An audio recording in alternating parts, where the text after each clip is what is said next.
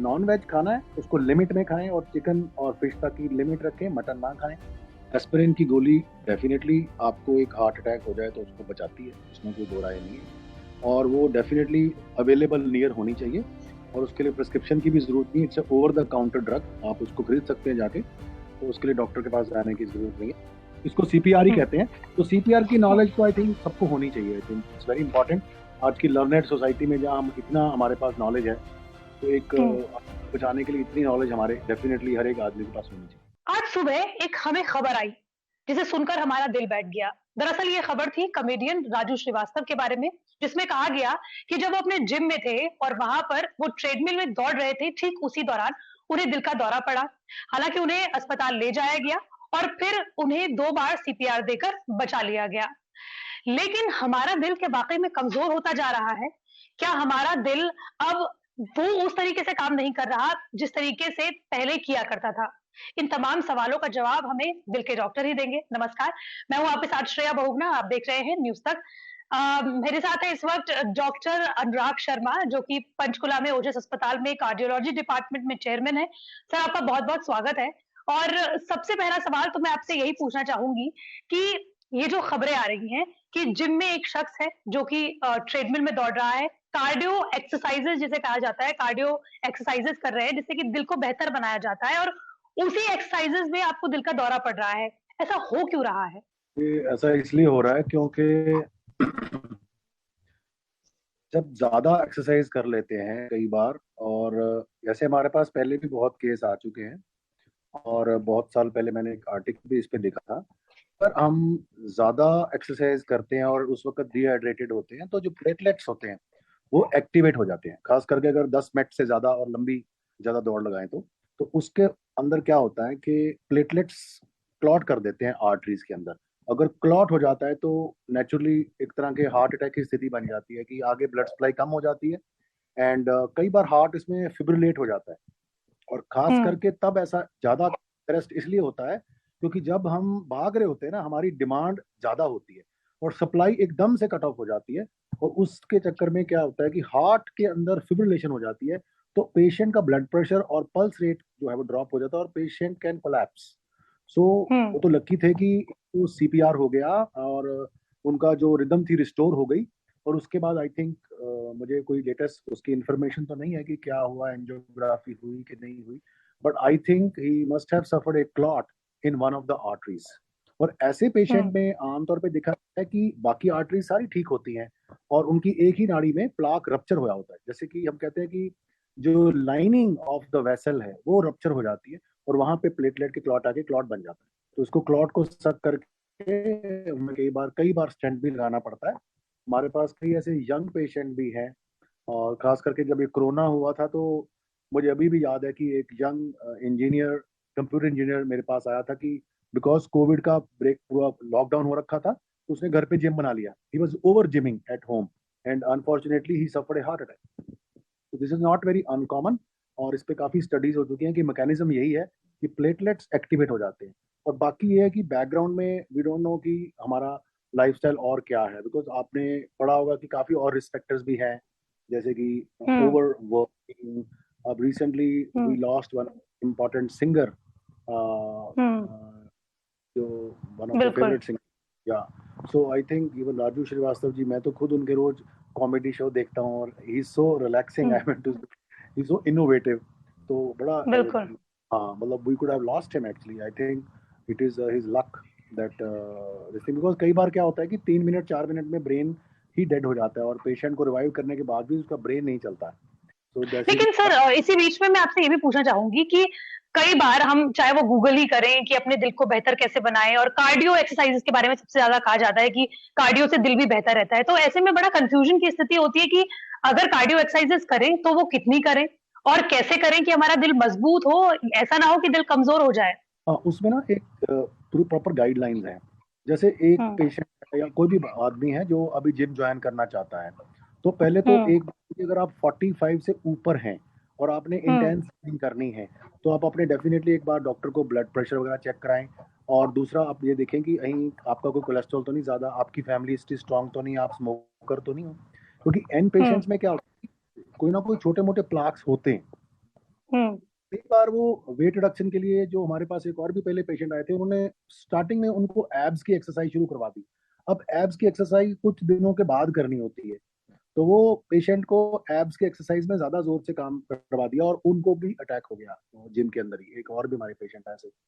So I think अगर आपका target heart rate आपको पता है, तो आपका टारगेट हार्ट रेट क्या होता है? 220 minus age is the target heart rate for every human being.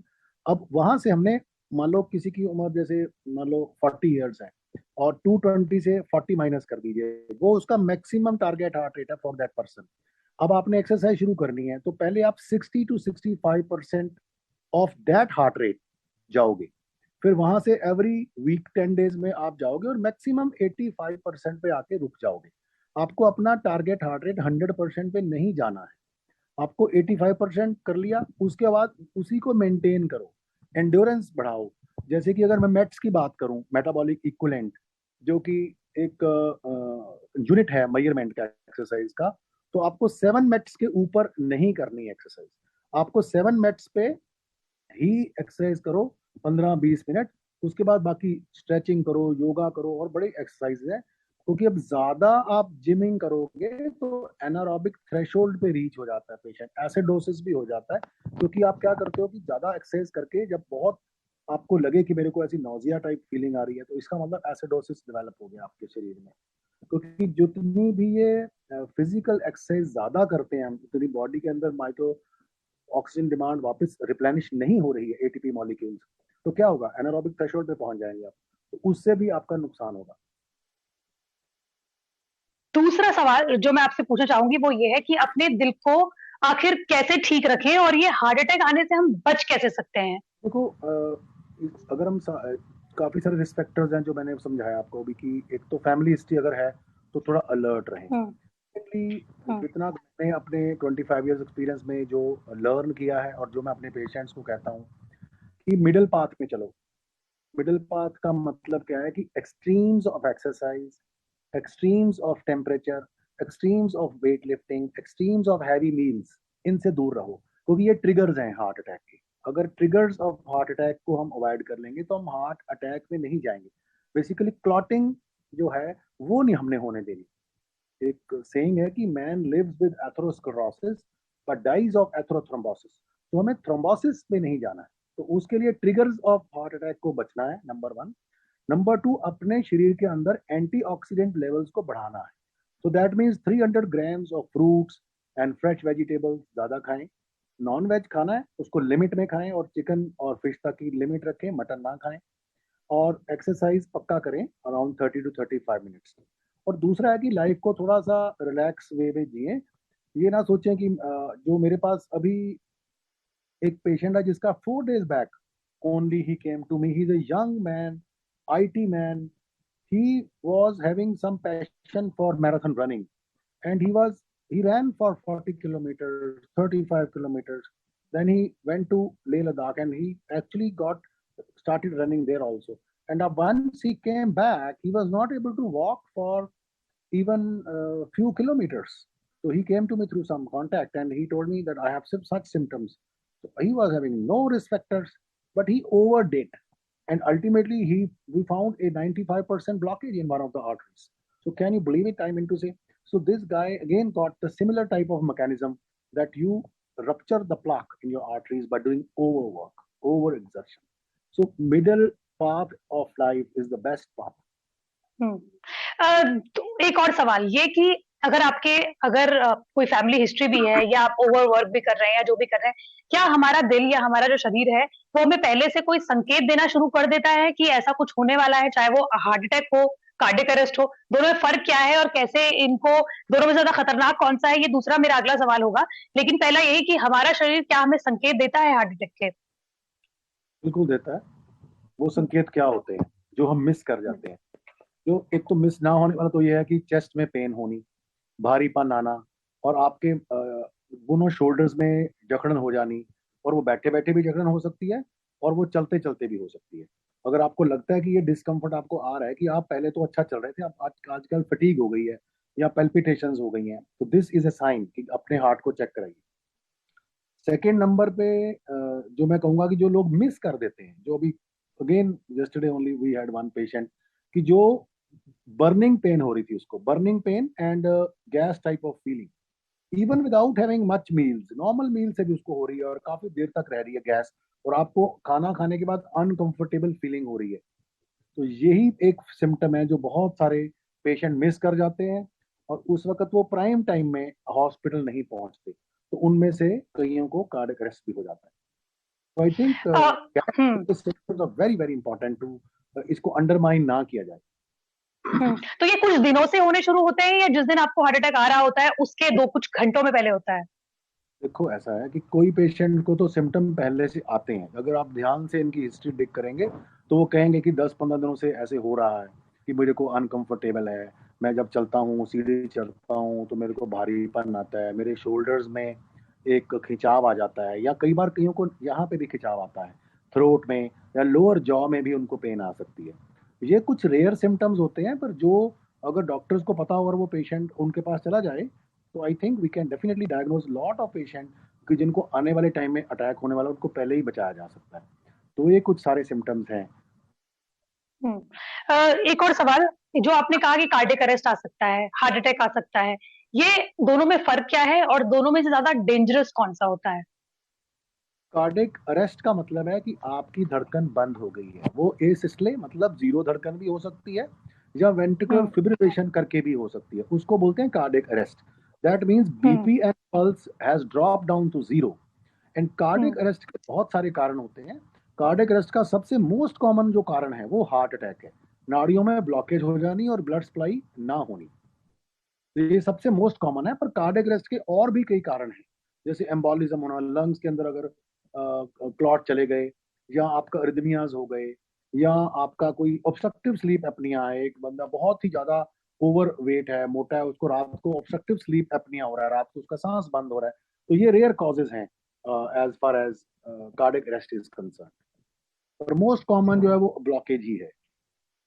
तो खतरनाक दोनों में ज्यादा कौन सा है, जो ज्यादा डेडली माना जाता है? डेडली तो कार्डियक अरेस्ट है, बिकॉज उसमें अगर 3-4-5 मिनट में पेशेंट को सहायता ना मिली तो उसको जिंदगी नहीं बच सकती उसकी, क्योंकि उसके हम्म बाद ब्रेन ही डेड हो जाएगा, क्योंकि ब्रेन के पास सिर्फ 3 मिनट का ही एनर्जी होती है जो अपने आप को सस्टेन कर सकती है। उसके बियॉन्ड बहुत बार ये होता है कि we can not some time revive the brain. कई बार हार्ट चलने लग पड़ता है, पेशेंट वेंटिलेटर पे भी आ जाता है, उसकी सांस भी आ जाती है, but brain is not working. दूसरा सवाल जो इसी को लेकर है कि अगर आपके आसपास, क्योंकि हमने आपका पहले भी एक बार इंटरव्यू लिया था और आपने हमें बताया भी था कि अगर आपके आसपास में किसी को आपको लग रहा है कि उसे हार्ट अटैक हो रहा है या हार्ट अटैक की स्थिति लग रही है, तो क्या ऐसे में जो आम शख्स है, जो डॉक्टर नहीं है, क्या वो ऐसे शख्स को बचा सकता है और कैसे बचा सकता है? बिल्कुल, अगर आप देखो कि सडनली एक पेशेंट है या एक आदमी है जो कि एकदम बिल्कुल फ्लैट हो गया और उसके अंदर लग रहा है कि बीपी पल्स नहीं है, सांस नहीं है, तो डेफिनेटली अगर आप दो आदमी हो तो एक आदमी को उसकी लेग्स को रेज कर देना चाहिए, ताकि लेग्स में जो 40% खून है वो एकदम ब्रेन की तरफ चला जाना चाहिए।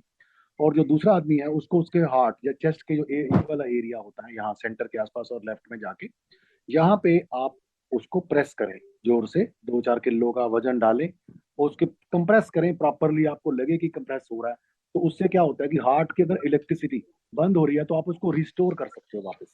तो उसको कहते हैं कि हम्म कंडक्शन कर सकते हैं, और एक थंप भी मार सकते हो जोर से यहाँ पे, जो कि आई हम्म थिंक लोगों ने किया राजू श्रीवास्तव जी के लिए, और वो आज हमारे सामने है। इसको सीपीआर ही हम्म कहते हैं। तो सीपीआर की हम्म नॉलेज तो आई थिंक सबको होनी चाहिए, I think it's very important. आज की लर्नेड सोसाइटी में जहाँ हम इतना हमारे पास नॉलेज है, तो एक हम्म बचाने के लिए इतनी नॉलेज हमारे डेफिनेटली हर एक आदमी के पास होनी चाहिए। हम यूजुअली एज ओ, ए हम्म करते रहते हैं, वर्कशॉप्स करते रहते हैं। ठीक। और दूसरा सवाल जो मेरा आखिरी सवाल भी है और मैं इसको एंड कर रही हूँ, वो ये सवाल है कि जो आपने कहा कि अब जो लाइफस्टाइल है वो उसको बेहतर करना बहुत ज्यादा मुझे लगता है समय की मांग हो गई है, सिर्फ दिल को ही नहीं बल्कि पूरे शरीर को ठीक करने की। तो वो लाइफस्टाइल बेहतर कैसे बनाए? और दूसरी बात जो बहुत ज्यादा लोगों के द्वारा पूछी जा रही है वो ये कि क्या अब सबको अपनी जेब में जो हार्ट अटैक से बचने के लिए जो एस्पिरिन शायद वो दवा होती है या जो भी वो होती है, क्या वो सबको रख लेनी चाहिए या रखनी चाहिए डॉक्टर से, क्या तो फिर डॉक्टर से प्रिस्क्राइब्ड ही रखनी चाहिए? एस्पिरिन की गोली डेफिनेटली आपको एक हार्ट अटैक हो जाए तो उसको बचाती है, उसमें कोई दो राय नहीं है, और वो डेफिनेटली अवेलेबल नियर होनी चाहिए। और उसके लिए प्रिस्क्रिप्शन की भी जरूरत नहीं, it's over the counter drug, आप उसको खरीद सकते हैं जाके, तो उसके लिए डॉक्टर के पास जाने की जरूरत नहीं है। All over the world aspirin is OTC drug, over the counter. So आप इसको डेफिनेटली पानी में घोल के ले सकते हैं। हाँ, ये अगर पेशेंट अनकॉन्शियस है then it is difficult to give by any means, और फिर उसके लिए तो हॉस्पिटल में जाके इंजेक्शन भी लग जाते हैं, काफी कुछ हो जाता है। बट अगर अनकॉन्शियस है तो पहले तो उसको रिवाइव करो, कि भाई उसको रिस्टोर तो करो। अदरवाइज एस्पिरिन जल्दी से जल्दी ली हुई, अगर आपके क्लॉट आ भी रहा है तो क्लॉट को वो लाइट कर देती है, जिससे कि क्लॉट जो है वो जल्दी घुल भी जाता है, even by the medicine. So definitely aspirin helps. और अगर सॉर्बिट्रेट की गोली है, पेशेंट को लग रहा है मेरे को एंजाइना हो रहा है, हॉस्पिटल आने में टाइम लग रहा है, और उसको भारीपन, कंटिन्यूस पेन चल रही है, तो वो 5 और 10 मिलीग्राम सॉर्बिट्रेट आपके जीभ के नीचे रख सकता है, जब तक कि उसको हेल्प नहीं मिलती। पर अपने आप ज्यादा सॉर्बिट्रेट भी नहीं खानी, क्योंकि उससे भी बीपी फॉल हो जाता है। तो 1 और 2 he can take, not more than that. और जो लाइफस्टाइल के बारे में हम बात कर रहे थे कि लाइफस्टाइल को कैसे ठीक करें। लाइफस्टाइल क्या होता है? लाइफस्टाइल बहुत बार मुझे लोग पूछते हैं भी, लाइफस्टाइल डॉक्टर साहब क्या होता है? तो lifestyle is how we sleep, how we eat, how we talk, how we behave with others. तो lifestyle is a full thing, what we get up in the morning and how we sleep. So sleeping time को ठीक करो, सुबह थोड़ा जल्दी जागो और जल्दी सो जाओ। मतलब अगर मैं कहूँ तो ये लोग मानेंगे नहीं, इसको कहेंगे जी आजकल पॉसिबल नहीं है। और थोड़ा मैंने जैसे बोला है कि लाइफ को उतना स्ट्रेस मत लो, क्योंकि आई थिंक जितने सेलिब्रिटीज हैं maybe they are over doing, because उनका एक लेवल बन जाता है कि एक्सपेक्टेशंस उनसे बढ़ जाती हैं। और वो ऐसा नहीं है कि नॉर्मल भी, मैंने जो कई स्ट्रेसफुल यंग बच्चे देखता हूँ, आईटी वाले हो गए या मैनेजर्स लेवल के भी कई हो गए, उनके अंदर मैक्सिमम होता है कि टारगेट्स होते हैं and all this, they are very stressed. और वो आपका अपने बोलते हैं आके कि भाई बहुत ज्यादा स्ट्रेस है, मेरे को इसमें काम नहीं करना है। तो आई थिंक अगर स्ट्रेस है तो उसको कैसे डील करना है, आपकी अपनी एक्सपेक्टेशंस को बहुत हाई मत लेके जाओ, ओवर एम्बिशियस ना बनो। और मेरे ख्याल से ये सारा लाइफस्टाइल का ही पार्ट है। और उसमें देखो कि आपकी क्या कितनी जरूरत है। अगर ओवर एम्बिशियस करके अपने आप को नुकसान कर लेना है तो उसका कोई फायदा नहीं है। I get so much patients of so many people, young hypertensive, और उनको है कि भी जल्दी मुझे 45 साल में रिटायर होना है। आई मीन टू से लाइफ को एक लंबी रेस लो, मैराथन, और धीरे ठुमक ठुमक चलो। मैं हमेशा पेशेंट को समझाता हूँ कि बिल्कुल गो आराम से, everything will happen, just be patient, that's all. I think ये सारा लाइफ स्टाइल का पार्ट है। खाना कितना खा रहे हो, हैवी मील्स ना खाओ, 1/3 स्पेस छोड़ो, ओवर ईटिंग ना करो। अगर एक हैवी मील्स खा ली तो रात को हैवी मील्स मत खाओ, रात को बिल्कुल लाइट खाओ, रात को स्किप कर दो, no need, and maintain your proper weight. These are the बिल्कुल। Basic thing. तो हमारे साथ जुड़ने के लिए सर बहुत बहुत शुक्रिया। और जो दर्शक नहीं जानते, हमने पहले भी डॉक्टर अनुराग शर्मा का एक इंटरव्यू लिया है, वो डिस्क्रिप्शन बॉक्स में हमने उनका इंटरव्यू पहले भी डाला हुआ है, क्योंकि बहुत तफसील से उस वक्त भी हमने उनसे बात की थी। तो न्यूज तक के साथ जुड़ने के लिए सर बहुत बहुत शुक्रिया। Thank you so much ma'am.